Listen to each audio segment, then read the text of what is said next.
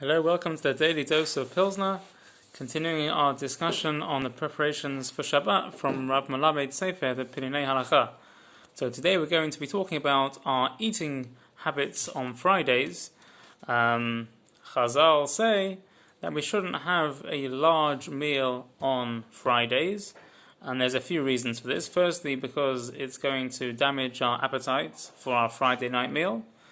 There's also a lack of kavod for Shabbat, because you're sort of equating kavod for a weekday as you are kavod Shabbat by having a large meal on Friday like you would on Shabbat. And also we're worried that if you're going to be having a large meal on Friday, that's going to hinder your preparations for Shabbat itself.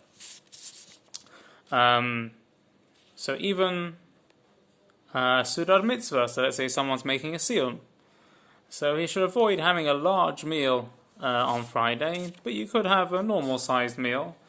And if you're going to do so, then you should really try and do it before Chatzot Hayom, before midday.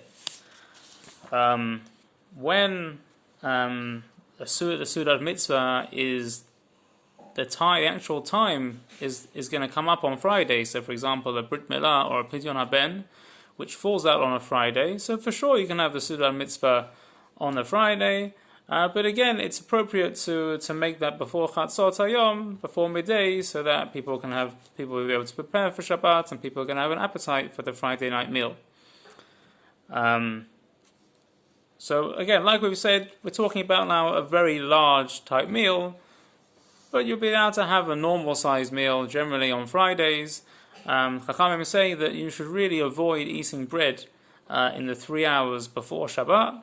Again, so you're going to have an appetite when Shabbat comes in for your Friday night meal, but you're allowed to eat fruits and cakes and the like, as long as it's not going to damage your appetite before Shabbat.